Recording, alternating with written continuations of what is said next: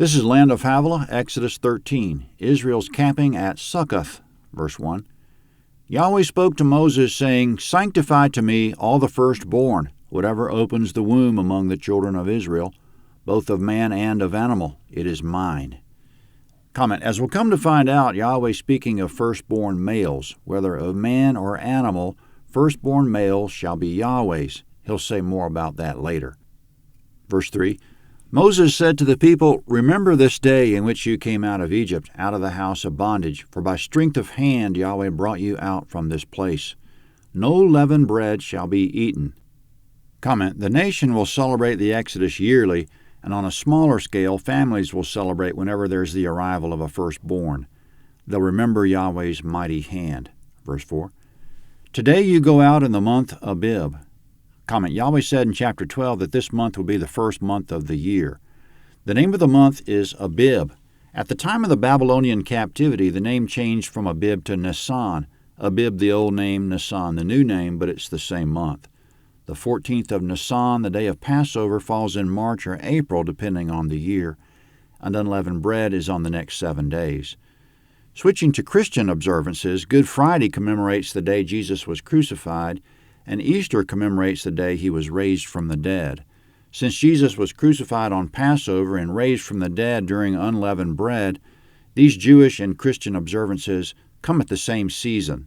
Verse 5, It shall be when Yahweh shall bring you into the land of the Canaanite and the Hittite and the Amorite and the Hivite and the Jebusite, which he swore to your fathers to give you, a land flowing with milk and honey, that you shall keep this service in this month. Comment, they're to keep Passover and unleavened bread in the month Abib, especially when they arrive in the Promised Land, so they don't forget what Yahweh did for them. Coming up, there'll be another feast to mark the last of the 7 days. Verse 6, 7 days you shall eat unleavened bread, and in the 7th day shall be a feast to Yahweh. Unleavened bread shall be eaten throughout the 7 days, and no leavened bread shall be seen with you. No yeast shall be seen with you within all your borders. Comment, as the Israelites sought to root out every particle of leaven from the house, we seek to root out every vestige of sin. Verse 8, You shall tell your son in that day, saying, It is because of that which Yahweh did for me when I came out of Egypt. It shall be a sign to you on your hand and for a memorial between your eyes, that Yahweh's law may be in your mouth, for with a strong hand Yahweh has brought you out of Egypt. Comment, there will be nothing literally on their hand or between their eyes. That's only to say these observances will be a continuous reminder of what God did. Just as the back of one's hand and the faces of one's family members are always familiar, you should keep yourself familiar by these observances with what I did in Egypt. Verse 10, You shall therefore keep this ordinance in its season from year to year.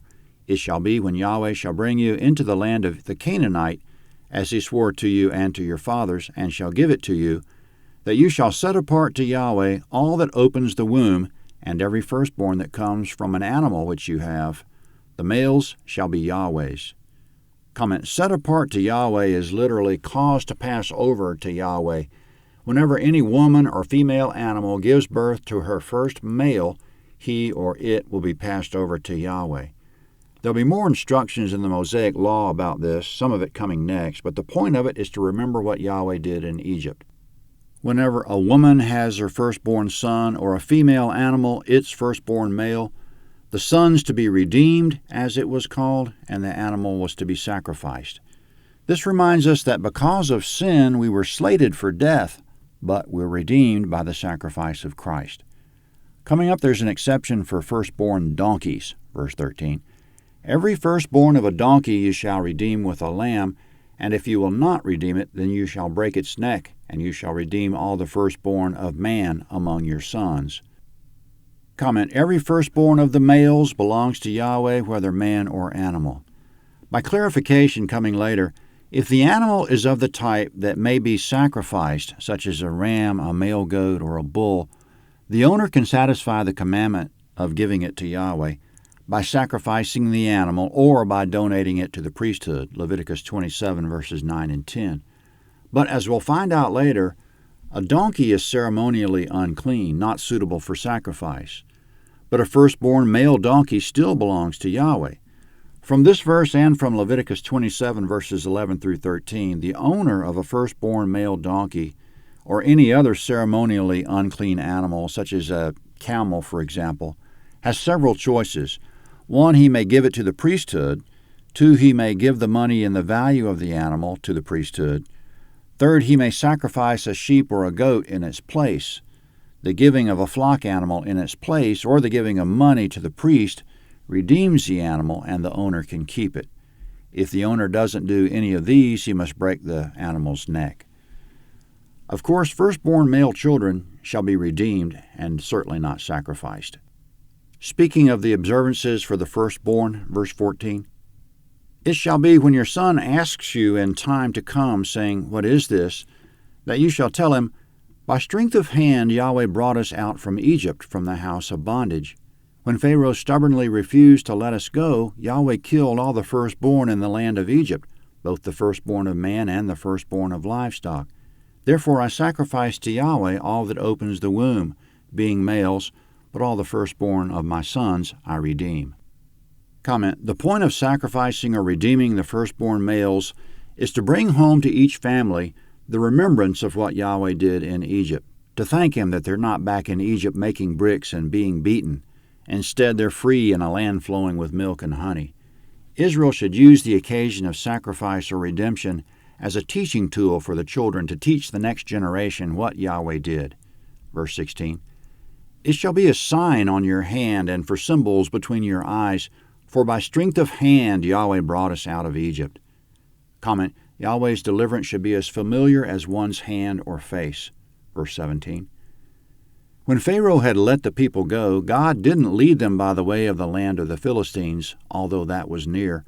For God said, lest perhaps the people change their minds when they see war and they return to Egypt. Comment: Yahweh knows they're not ready for battle yet, so He's not taking them on a straight path to the promised land. He's leading them along a route that will avoid the Philistines. The Lord our shepherd leads us gently at our pace, Genesis 33:14. Ordinarily, the Lord avoids putting too much on our plate, but at times He gives us more than we can handle because He knows He can handle it, and He knows we're mature enough to trust Him with it. Verse 18, But God led the people around by the way of the wilderness by the Red Sea, and the children of Israel went up armed out of the land of Egypt. Comment: They went up armed. Even in the desert, they'll meet enemies and make use of their weapons. They're an attractive target. They're carrying massive wealth they plundered from the Egyptians.